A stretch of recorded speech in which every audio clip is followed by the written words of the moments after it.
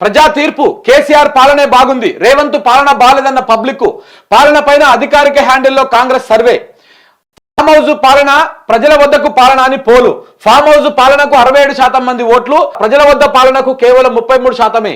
హస్తం పార్టీ పైన ప్రజల్లో అసంతృప్తి, ప్రజా తీర్పు పైన కాంగ్రెస్ పార్టీలో చర్చ, క్షేత్ర స్థాయిలో పరిస్థితిపై ఆందోళనలో పెద్దలు, ఏడాది పాలన పైన సోషల్ మీడియాలోనే కాదు గ్రామ సభల్లోనూ పాలన పైన క్లారిటీ, ప్రజల తిరుగుబాటు దీనికి నిదర్శనమన్న వాదన, కాంగ్రెస్ కు జ్ఞానోదయం అయ్యింది ఆర్ఎస్పీ, ఇప్పటికైనా జనం నాడి తెలుసుకోవాలని సూచన, మా సోషల్ మీడియా వీక్ గా ఉంది అని చెప్పేసి పిసిసి చీఫ్ మన మహేష్ కుమార్ గౌడ్ అన్న మాట్లాడుతా ఉన్నాడు. ఉద్యమ నాయకుడిగా కేసీఆర్ పైన అభిమానం ఉందని వ్యాఖ్య. ఇగో కాంగ్రెస్ పార్టీకి ఘోర పరాభవం ఎదురైంది, తాను తీసుకున్న గోతిలో తానే పడ్డట్టు ఉంది దాని పరిస్థితి. ఫామ్ హౌస్ పాలన కావాలన్నా ప్రజలకు వద్దకు పాలన కావాలన్నా అంటూ ఆ పార్టీ చేసిన సర్వేలో జనం ఊహించని షాకిచ్చారు. ప్రజల వద్దకు పాలన వద్దు అని స్ట్రాంగ్ మెసేజ్ ఇచ్చారు. కాంగ్రెస్ పార్టీ అధికారిక హ్యాండిల్లో ఈ సర్వే నిర్వహించడం గమనార్హం.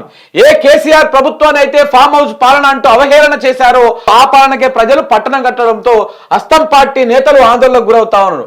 అమలు కాని హామీలు 6 గ్యారంటీలు జనంలో రేవంత్ సర్కార్ పైన తీవ్ర అసంతృప్తికి కారణమయ్యాయని, అందుకే కేసీఆర్ పాలనకు జనము జై కొట్టారని విశ్లేషకులు చెప్తా ఉన్నారు. ఇక చూడండి, ఇప్పుడు ఇక్కడ క్లియర్ గా అర్థమైతా ఉందిగా, మా సోషల్ మీడియా వీక్ గా ఉంది అంట.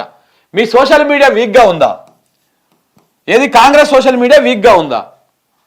ఎన్ని తప్పుడు ప్రచారాలు చేశారు సార్ మీరు ఎన్నికల ముంగల. ఇదే కాంగ్రెస్ సోషల్ మీడియా, ఇదే కాంగ్రెస్ ని రాజకీయంగా ఏమంటారు ఎన్నికల్లో ఏదైతే ఏమంటారు ఎన్నికల స్ట్రాటజిస్టా ఆయన పెట్టుకొని సునీల్ కనుగోలును పెట్టుకొని ఎన్ని తప్పుడు విషయాలను తెలంగాణ ప్రజలు కానీ విని ఎరుగని రీతిలో ఒక అబద్ధాలను ప్రచారం చేసి ప్రజలను మభ్యపెట్టించి ప్రజలను బురిడి కొట్టించింది ఈ పార్టీ కాదా? ఈ పార్టీ ఎన్ని అబద్ధాలు చెప్పి ఎన్ని రకాలుగా అది చేసి ప్రజలను ఒక మైకంలోకి తీసుకుపోయి, అరే కాంగ్రెస్ పార్టీ వస్తే మన ఇంటికి 500 రూపాయలకే సిలిండర్ వస్తుందంట, అరే కాంగ్రెస్ పార్టీ వస్తే మన ఇంటికి కరెంటు బిల్లు ఫ్రీగా వస్తుందంట, అరే కాంగ్రెస్ పార్టీ గెలిస్తే మహిళలందరికీ ఉచితంగా బస్సు ప్రయాణం ఉంటుందంట, అరే కాంగ్రెస్ పార్టీ గెలిస్తే ఇంట్లో 18 సంవత్సరాలు నిన్న ప్రతి మహిళకు 2500 రూపాయలు ఫ్రీగా ప్రతి నెల 1వ తారీఖు నాడు ప్రభుత్వ ఉద్యోగులకు పింఛన్ వేసినట్టు టకా వేస్తారంట. అరే కాంగ్రెస్ పార్టీ వస్తే కేసీఆర్ 10,000 ఇస్తున్నాడు కదా, రైతు బంధు 15,000 వస్తాయంట. అరే కాంగ్రెస్ పార్టీ వస్తే 2 లక్షల రుణమాఫీ వెంటనే డిసెంబర్ 9వ తారీఖు నాడే అయిపోతుందంట. అరే కాంగ్రెస్ పార్టీ వస్తే నీకు నాకు అందరికీ ఉద్యోగాలు వస్తాయంట. కాంగ్రెస్ పార్టీ వస్తే జియో 46 రద్దు అయిపోతుందంట. కాంగ్రెస్ పార్టీ వస్తే గ్రూప్ 1 పోస్టులు గ్రూప్ 2 పోస్టులు పెరుగుతాయంట అని ఇట్లా ఎన్ని కథలు అల్లిర్రు ఎన్నికల ముందు, ఎన్ని వీడియోలు చేసిర్రు, ఎంత ఫేక్ ప్రాపగండా చేసిర్రు. ఇవన్నీ చేసి అధికారంలోకి వచ్చి 6 గ్యారంటీలు అలా 13 హామీలు అవి కాక ఇంకొక 420 హామీలు, ఇన్ని హామీల పేరుతోటి ఇన్ని చేసి అధికారంలోకి వచ్చినాక దాంట్లో ఏ ఒక్కటైనా పరిపూర్ణంగా సంపూర్ణంగా ఒక్క గ్యారంటీనైనా అమలు చేసిర్రా? ఒక్క గ్యారంటీనైనా? ఒక్కొక్క గ్యారంటీ పేరులో 3 హామీలు పెట్టుకొని కూర్చున్నారు మీరు. ఒక్కటి కూడా అమలు చేయకపోతిరి, ఒక్కడంటే ఒక్కటి కూడా అమలు చేయకపోతిరి. చివరికి ప్రజలు అధికారం ఇచ్చినటువంటి ప్రజల్ని మోసం చేసుకుంటా ఇవాళ చెప్పిన మాటను మర్పించడానికి రేపొక మాట, రేపు చెప్పిన మాటను మర్పించడానికి ఎల్లుండి ఒక మాట, ఇటు అబద్ధాల మీద అబద్ధాలు చెప్పుకుంటూ పోతా ఉంటే ప్రజలు కూడా ఎంతకన్నా చూస్తారు. చూసి వాళ్ళకు విసికి వేసాగిపోయిర్రు. చివరికి వాళ్ళు ఏ విధంగా మీకు బుద్ధి చెప్పాలనో ఆ విధంగా బుద్ధి చెప్పేటువంటి ప్రయత్నం చేస్తాం. ఎవరు తీసుకున్న గుంతలో వాళ్ళే పడుతూ ఉన్నారు. కాంగ్రెస్ పార్టీ పోలు పెడితే కాంగ్రెస్ పార్టీదే అది కాదు. ఇప్పుడు కాంగ్రెస్ పార్టీకి సంబంధించి వాళ్ళకి లేదా సోషల్ మీడియా ఎంత అద్భుతంగా వాళ్ళకు. ఇంకా ఇది ఒకటే కాదు, పక్కనటువంటి టీడీపీ వీళ్ళకి సపోర్ట్ చేస్తుంది. బీజేపీ వాళ్ళు, స్టేట్ బీజేపీ వాళ్ళు కాంగ్రెస్ సోషల్ మీడియాకి సపోర్ట్ చేస్తారు. స్టేట్ బీజేపీ ఈ రెండు సపోర్ట్ చేస్తూనే ఉంటాయి. మళ్ళీ కాంగ్రెస్కు ఉన్నటువంటి బ్యాచ్ ఎట్లాగో ఉంటుంది, ఈ కట్టర్ బ్యాచ్. దాంతోపాటు సునీల్ కనుగోలు బ్యాచ్ కూడా ఒకటి ఉంటుంది. వీళ్ళందరూ కూడా కాంగ్రెస్ అనుబంధంగానే పనిచేస్తూ ఉన్నారు. మరి వీళ్ళందరూ ఉన్నాక కూడా ప్రజలు 67% ఓట్లు కేసీఆర్ పాలనే బాగుందని ఓట్లు వేసిరు అంటే మీరు ఎంత చేసినా మరి మీరు మేనేజ్ చేయకపోయారు.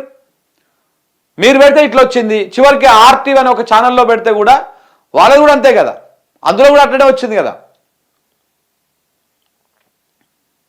సో ప్రజలు ఎంత వ్యతిరేకతతో ఉన్నారో ఇప్పటికైనా గ్రహించండి. ముఖ్యమంత్రి రేవంత్ రెడ్డి గారు జర సోయిలకు రండి. ఇప్పటికైనా ఇంకా లాగులు ఉడవిక్తాం, తొండలు వేస్తాం, డ్రాయర్లు మెడలు వేసుకుంటాం, ఇవన్నీ బంద్ పెట్టేసేరు. ఇక ఇక చాలు మీ పరిపాలన, మీకు ఇప్పటికీ అనుభవం లేని తనము క్లియర్ కనపడిపోతా ఉంది ఆడ. మీ అనుభవం లేని తనము క్లియర్ కనపడిపోతా ఉన్నది. ఇప్పటికైనా జర్రా నేల మీదకి వచ్చి ఆ సాము విడిచిపెట్టి నేల మీదకి వచ్చి ప్రజలకేం కావాలో దాని మీద ఫోకస్ పెట్టండి. రుణమాఫీ కాక ఇంకా రైతులు గోస పడతా ఉన్నారు, అప్పుల పాలవుతా ఉన్నారు. ఇప్పటికీ 410 మంది రైతులు చనిపోయారు ఈ కాంగ్రెస్ పార్టీ చేతగాంతనం వల్ల వాళ్ళు చనిపోయారు. అయినా కానీ మీరు ఇంకా కూడా తేరుకోకపోతే, మీరు ఇంకా కూడా అది కాకపోతే రేపు ప్రజలే మీకు బుద్ధి చెప్తారు. పోలు ఇన్ని రకాల వాస్తవాలను పెట్టింది ఒక పోల్. ఇందులో 67% మంది ఫామ్ హౌస్ పాలన మొగ్గు చూపగా 33% మంది ప్రజల వద్దకు పాలన కోరుకున్నారు. బుధవారం సాయంత్రం నుంచే ఈ పోల్ మొదలవగా ప్రారంభం నుంచే కాంగ్రెస్ కు వ్యతిరేకంగా ఓట్లు పడ్డాయి. నిత్యం ఫామ్ హౌస్ పాలన అంటూ కేసీఆర్ గవర్నమెంట్ పై విమర్శలు చేసే కాంగ్రెస్ కు దిమ్మ తిరిగే షాక్ తగిలింది. ప్రజల వద్దకు పాలన వద్దంటూ ఫామ్ హౌస్ పాలన ముద్దంటూ ఓటింగ్ చేయడంతో నకిలీ అకౌంట్ల నుంచి ఓటు వేశారు. 20 నిమిషాల్లోనే 20,000 ఓట్లు వేయించారంటూ బీఆర్ఎస్ పై కాంగ్రెస్ కౌంటర్ అటాక్ స్టార్ట్ చేసింది. ఆడలేక బద్దలు తరువు ఇదన్నట్టుగా ఉంది కథ. సో అంతేగాని తన ఓటమిని ఒప్పుకోనేందుకు సిద్ధమవ్వలేకపోయిందన్న చర్చ జరుగుతోంది. అంతేగాక కామెంట్స్ కు లాక్ వేయడం విశేషం. ఇదిలా ఉంటే కాంగ్రెస్ పార్టీ క్షేత్రస్థాయి పరిశీలన అర్థం చేసుకోలేకపోతుందన్న చర్చ జరుగుతోంది. ప్రజల్లో అసంతృప్తిని గమనించకుండా ప్రతిపక్షంపై బురద జల్లే ప్రయత్నం చేస్తుందని విశ్లేషకులు అంటున్నారు. రైతులు నిరుద్యోగులు గూడు కట్టుకున్న తృప్తి పైన దృష్టి పెట్టకుండా బీఆర్ఎస్ ను టార్గెట్ చేయడంతోనే కాలం వెలదీసింది. కాంగ్రెస్ కు ఎదురైన ఈ ఓటమి సోషల్ మీడియాలో చాలా కామన్ అనుకోవడానికి లేదు. ఆ పార్టీ తీవ్రంగా ఆలోచించాల్సిన సమయం అని చెప్తున్నారు.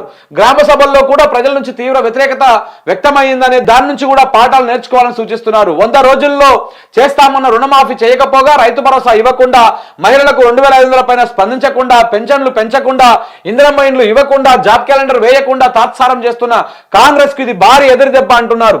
హామీల అమలును ఆలస్యం చేస్తున్న రేవంత్ సర్కార్ సమీక్ష చేసుకోవాలని చెబుతున్నారు.